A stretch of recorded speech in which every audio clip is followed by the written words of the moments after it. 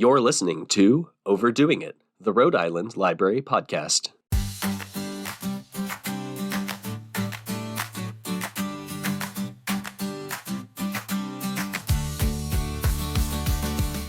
Hey there! This is Dave Bartos from the Cranston Public Library and the Overdueing It team. Before we launched this show, our team collectively produced over 300 episodes of both Downtime with Cranston Public Library and the Rhody Radio podcasts. This week, we're bringing you the first ITEM Renewal, where we share an excerpt from these archives. In this bonus episode, we're taking you back to the Providence Children's Museum with an episode of Downtime first published in March of 2022. In it, host Tayla talks with Shayna and Caroline from PCM about how there's no wrong way to visit the Children's Museum. You'll also hear our last chapter segment, wherein they discuss what is a book from your childhood that stands the test of time.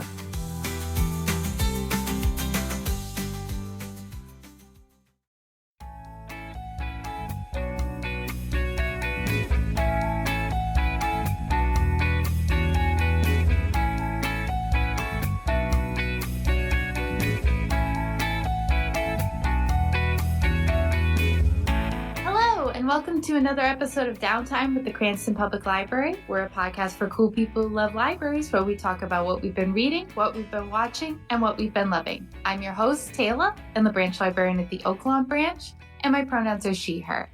Hi, my name is Shayna. I'm the Director of Education at the Providence Children's Museum, and my pronouns are she, her.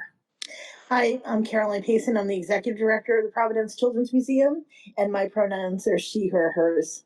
Thank you both for joining me today. As you can probably tell by our guest intros, we're going to talk about the Providence Children's Museum and the work that they do there. I'm very excited about this because I have very fond memories from when I was a child. So I'm excited to share all of that childhood magic with all of you. So could both of you just go into a little bit more depth about what you do at the Providence Children's Museum?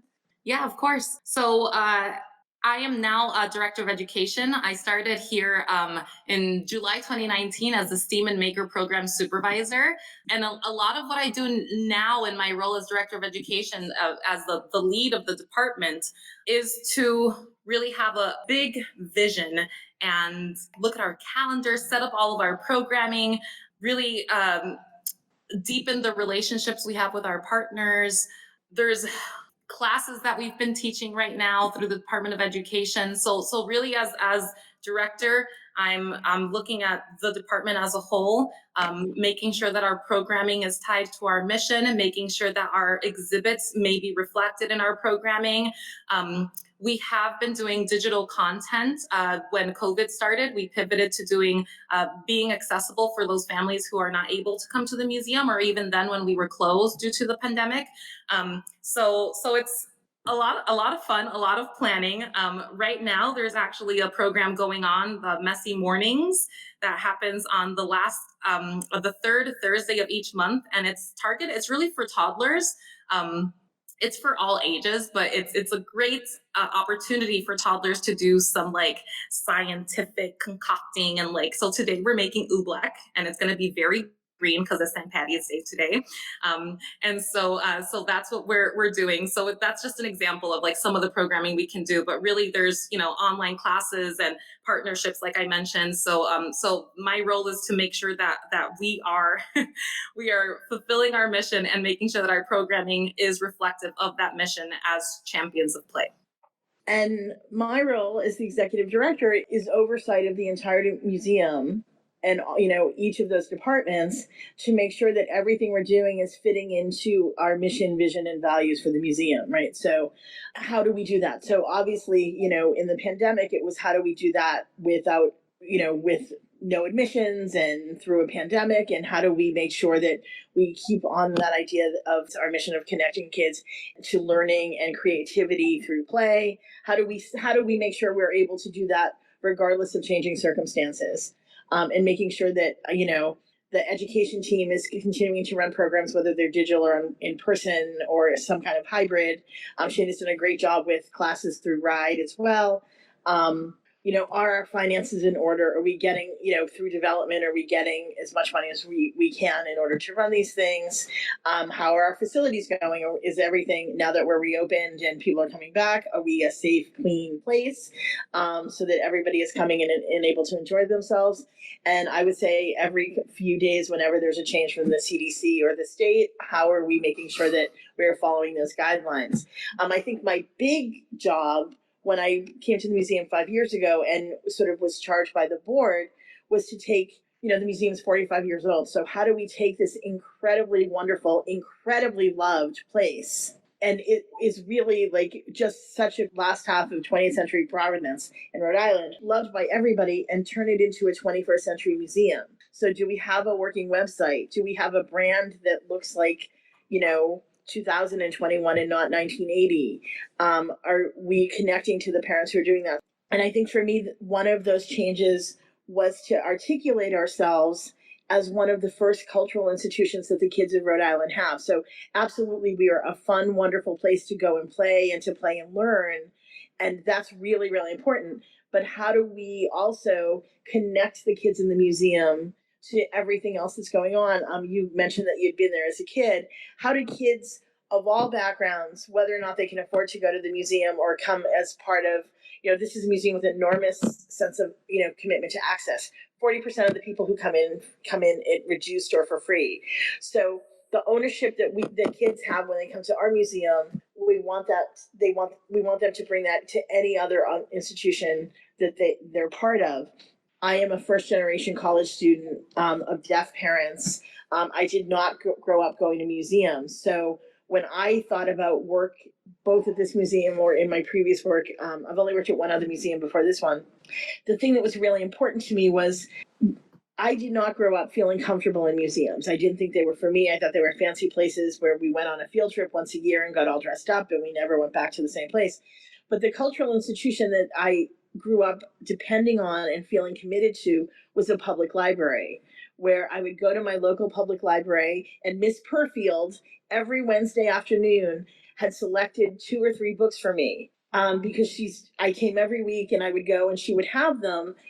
And sometimes she would have time to chat with me about what I thought, but and there were things I liked, and I was at that point, I almost still am now, but back then I would read anything then, right? I was just always had a book in my hands. And so when I took this leadership role at this museum, part of what was motivating me was, how do we make people feel as comfortable in the Children's Museum, entire families, as people feel in the library? And children's museums, right, unlike art museums or history museums, allow for that interactivity. We want them to bring something, whether it's a thought they have or just themselves. We want them to play and enjoy, but we want them to take something, whether it's a memory or it's an oobleck or it's a drawing, right? That reciprocal relationship that I think people have inherently with libraries, we want to start with them having at our museum. So that was super important as well. So that's a long-winded answer for that one, sorry. No, that's fine. I'm just curious, was it an accessibility thing for your family that made you feel like museums weren't for you, or something else? I think it's both. Like, if you come from a background where no one has ever gone to a museum, you don't ever go to a museum. So I think that was part of it. Again, a first generation college student, so I had parents who did not grow up going to museums, and I see this with parents who are not used to museums or worried that when they go, they won't know what to do.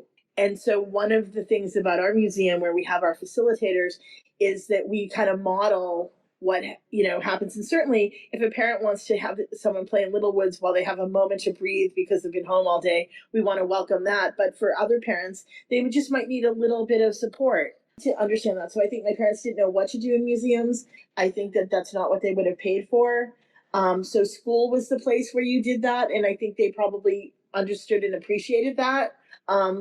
And schools generally don't go to the same one over and over again. Like Boston has a lot of museums, so we would take turns and go to them. And I think, again, we would get all dressed up because we only were going once. It was a field trip and buses had been called.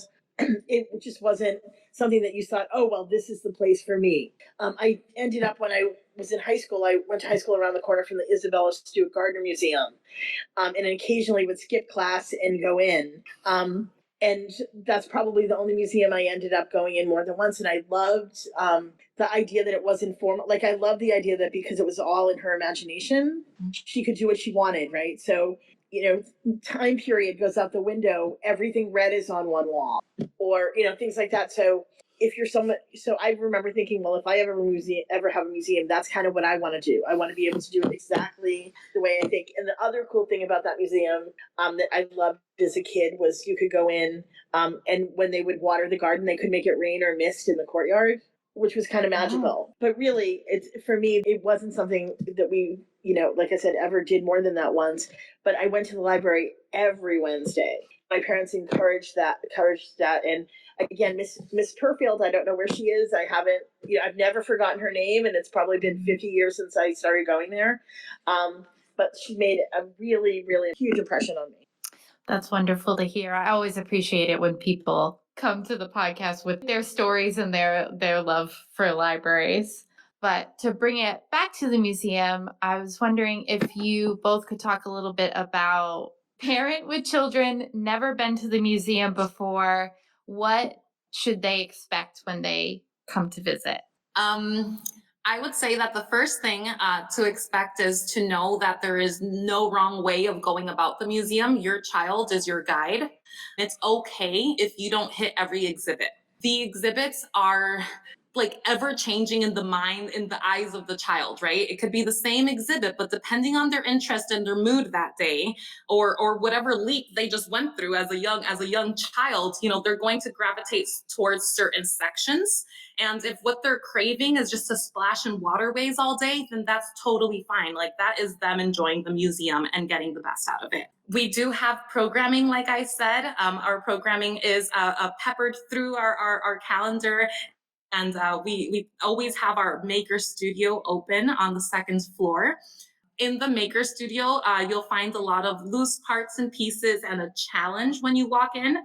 So right now what we're doing is Make It Move, where you have like different like cardboard pieces and recyclables, like little lids and jewelry boxes and stuff like that. And the challenge is to make a car or an airplane or anything that moves. And so is like tape on the floor where they can navigate through that. And a lot of them decide to leave their creations behind, which is like perfect, because we consider that seeding is what we call here, where we're like planting the seed of like, where can you go with this? Because we don't tell them what to do. We say, this is the challenge, these are the pieces, but it's very open-ended because we don't want to limit that creativity or say that this is the way you make a car, right? So yes, I feel like, did I answer your question, Tayla? Yeah, definitely. Carolyn, is there anything you want to add about what people should expect out of their museum experience? I think, as Shayna said, to really let the child be the guide. And I think, especially because a child, as Shayna said, might just go to the same place over and over again. And I know for some parents, the cost of admission can seem high. So I would, have them seek out what discounts we have available. For example, checking out a card at the library, where you can get half off, or, we have certain plans if you're on food assistance or on neighborhood health. That brings with it its own very deep or complete discounts. Because I know sometimes for a family, and with a fairly young kid, they might also, like my own parents, be new to the museum experience. There is a tendency to think, I paid all this money, I'm going to go through it. So if you haven't paid that much, or you have come in for free, then it allows you to not feel so bad if they've only done one thing and left, right?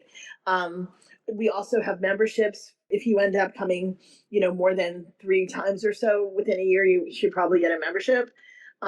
So I would tell folks to look at that, because I know it can, the price of coming can be a hardship to some families, and to hear like, oh, just, it's okay if they just do that one thing over and over again. It goes against what people's expectations are for museums. So I would encourage them to do that and to participate in programs. And also, I think, try to know that we're accepting of wherever they and their child are that day. Like, It can be modeled like, as Shayna said, where they can go to an activity where you can sit and breathe for a second. It's okay to put your toddler in Littlewoods while you sit there for a second, because like I said, you've been alone with a toddler all day, so you might need that time. Or you might really want to engage with them and play with them and want to get the most out of it for both of you. And if you haven't done that before, you can kind of watch and see how some of our experience coordinators are doing that, or, figure it out yourself. When you first come into the museum, we have sort of funhouse mirrors. Before you go on the ramp, I don't know if you remember those. They are a great invitation to everyone to just relax. And often a parent who won't maybe be familiar with how to engage with a very specific task or activity instinctively knows to make a funny face in the funhouse mirror or move their body, right? So it's a great thing to have right at the beginning that sort of sets the stage for people to just let loose and play in whatever ways they want to. Absolutely. So it would be very lengthy for you guys to explain every exhibit, and we want to leave some mystery so people come and enjoy the museum. But I thought maybe you could share with our audience what your favorite exhibit in the museum is. Give people a taste. Favorite exhibit. Now, I may be biased because of my STEAM experience, but I always gravitate towards the Maker Studio. It's for all ages, but really it's kind of we have a haven for our toddlers and Littlewoods, but we also have the Maker Studio. That's a space for older children who feel like, I'm too big for the kids museum. Like, I'm not a little kid anymore, right? That's a place where they sit down and they create. And like I said, that is something where the challenge is always different and the materials are different. So I am definitely, I would think Maker Studio, but that's not a permanent exhibit. So I'll give you another answer as well, Tayla. I would say that Fefa's Market in the Coming to Rhode Island area, that talks about, who has come to Rhode Island, like who are immigrants. And my dad is Dominican. So I really identify with Fefa's Market. And when I go in there, I'm like, ooh, Café Bustelo. And like, there's a papaya or like, so it just feels like home. So they did a beautiful job in giving it that vibe, but also the way that children interact in the store, because there is that like transaction of, okay, I'm shopping, like you're going to check me out here. There's like someone on the phone, so it really does feel like they're doing that pretend play, they're role playing, like that's where you see that learning through play, like more evident in that exhibit. All right. So like Shayna, I can't just boil it down to one, although I would say for our visitors, they would probably tell you waterways, which is our water feature is probably theirs. And I think, you might go to any children's museum and most of them have some kind of, water piece. And one of the things you might not know about ours is that it is different than many of the ones you see for many reasons. And it's one of the things I think that makes PCM what it is. We have steam and ice and water, so we are throwing that all out and letting kids play. And our steam is not, of course, hot steam. And the degree to which the children can manipulate the parts of that room, they can adjust how strong, how high the water goes. They can adjust the way the flow of the water and create that kind of thing. Is very unusual that we allow a sort of higher level of interactivity and interaction than a lot of places. Even if it means sort of more time on maintenance on the other end on our part for letting them do it. I think that's one of kind of the hallmarks. We had a parent write a note saying that her kid was playing in waterways and was playing with the pipe so that the water was squirting up. And she saw a staff member go over and she thought that and a little bit of it was going on the floor. And she thought the staff member was going to say, can you stop that? And instead, the experience coordinator said, if you do it this way, it will go even higher. So I think that's kind of the experience kids have. And it also, if you remember, has this beautiful mural by a local artist. And I think that combination of the artwork with the extra manipulation and potentials, says a little bit about who we are. So that I think with almost all of our visitors, they would choose that one. I, like Shayna, like the Coming to Rhode Island. One of the things I've learned about myself at the museum is, when we do trainings and stuff, is to diagnose my own play style as a kid. And I loved role playing. I think that was probably one of the things I did the most as a kid and I enjoyed the most. So the fact that installation allows you to go in at sort of very different points and to do it in different ways, right? We have the ship that sort of, really tells the story of Cape Verdean immigrants who, had we not had this exhibit, I would not know that the Cape Verdean immigrant experience is very different than many others in that it was not a permanent move, that the Cape Verdeans who had these ships would make circular trips and go back and forth frequently, right? I had no idea that had happened. But if I'm a 4-year-old, I might not need to know that yet, and it's okay for that to be a pirate ship, right? Totally fine. And then when we sometimes have our, nights for adults to come and enjoy the museum and kind of have that nostalgic evening, we take pictures of people, reenacting the Titanic on that ship. So people bring to it what they want. And so I think that's kind of where my heart goes in terms of my favorite. We're super excited.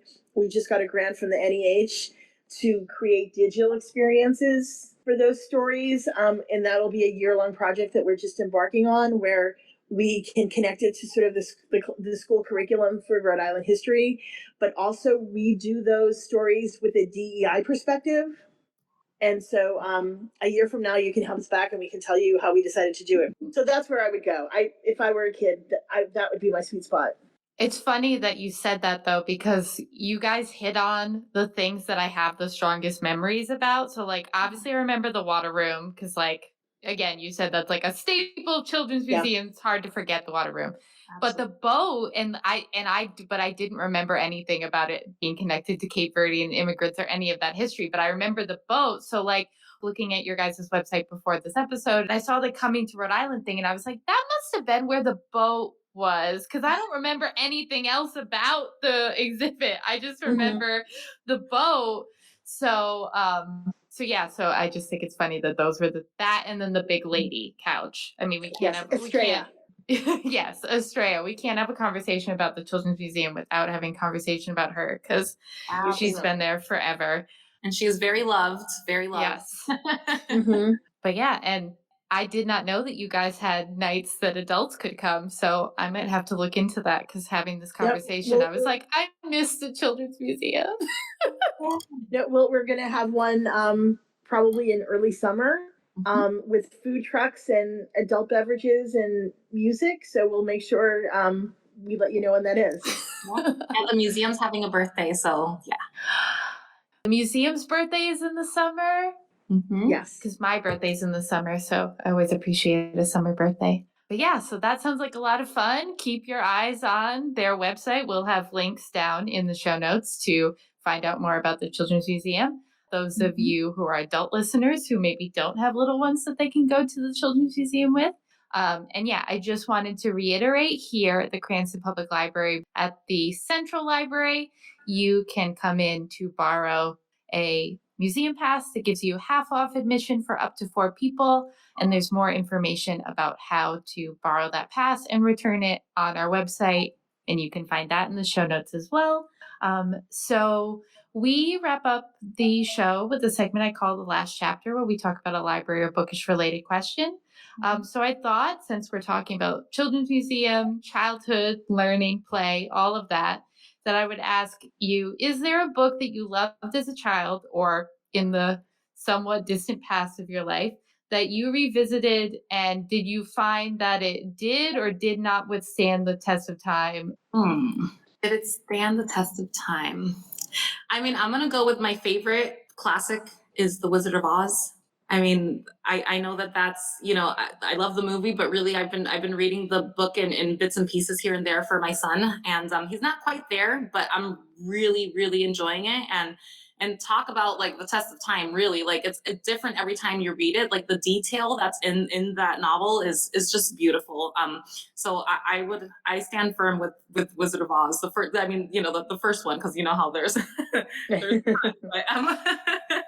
I'm trying to actually, I'm not someone who tends to read young adult stuff, and I don't have children, so I don't often go back and reread things. Often I find right now with things for younger folks, I'll read what's new out there so that I know what kind of books are being recommended for toddlers or things like that. And that we try to recommend.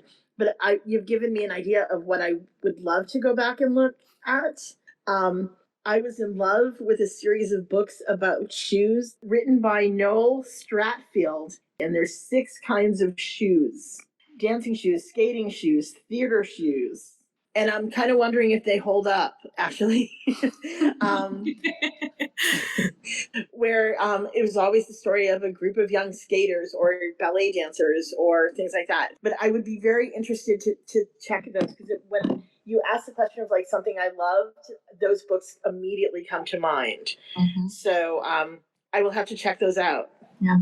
I just thought of one more that, like, really thinking of what I read over and over when I was just reading on my own, Amelia Bedelia.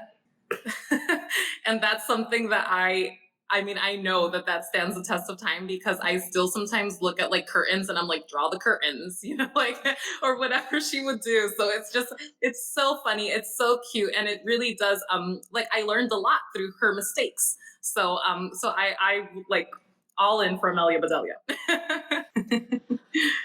Shayna, it was funny you said about Amelia Bedelia. I don't remember reading them much, but I see them a lot in the library. And so like all the classic editions still have her as like an adult. She's like a nanny, right? She's like a maid. Yeah, okay. She goes in to take care of people's houses. But one I remember a lot is that they give her a list of like what she's supposed to do, but she takes it all like literally, right? So it's like dress the turkey, and she like makes clothes for the turkey and dresses the turkey. So that was something that I always like, because I would think to myself like, what did they mean then by dressing the turkey? Like, I didn't cook then, so like, yeah. so that is definitely, if you're young children, or like maybe 8 through 10 range that want to check something out and have like that sense of humor, it's definitely, they're really fun and short and sweet. So yeah. But it's funny because the new ones, it seems like they've made Amelia Bedelia a small child. Interesting. I'm gonna have to look into it. I got some research to do now. But the first thing that came to mind, except like some obvious stuff that like did not hold up the test of time, using Eric Carle books for story times has really, like, one of the first story times I did with The Hungriest Caterpillar. Because I remember like The Hungriest Caterpillar being read to us in preschool and stuff. So I was like, all right, let's go with like what we know, a classic, when I was still kind of like getting my bearings doing story time. And yeah, it's just Eric Carle just like got kids and what they like. And I think with the illustrations the way they are, it's just something that really holds up because it's so simple. It features animals and kids love animals. He really was on to something when he wrote those books. Absolutely. Yep. We're a big fan of the grouchy ladybug at home because I do the voice like, go away, so. Fantastic. So thank you both for joining me. Thank you, everyone. It was super fun. Thank you so much for listening. You can find the full back catalog for both Rhody Radio and Downtime at our website, overdoingit.org. And that's spelled overdue, like all my kids' library books, it.com. And if you haven't already, be sure to listen to last week's episode featuring Emily in conversation with Victoria and Andrew from the Providence Children's Museum. They talked about their work encouraging us all to include play in our lives, along with fantastic book and movie recommendations, and their take on the eternal Gilmore Girls debate, Team Logan or Team Jess. If you'd like to reach out to the show, send us an email at overdoingitpod@gmail.com or find us on Instagram at overdoingitpod. If you enjoyed today's episode, please share it with a friend and rate and review us on Apple Podcasts or Spotify to help us reach more Rhode Islanders. Overdoing It is proud to be a resident partner of the Rhode Island Center for the Book and is brought to you by library staff and community members all around the Ocean State. The project has been funded in part by the Rhode Island Office of Library and Information Services. Thank you again for listening, and this has been a bonus episode of Overdoing It, the Rhode Island Library Podcast. We're overdoing it, but you're doing just fine.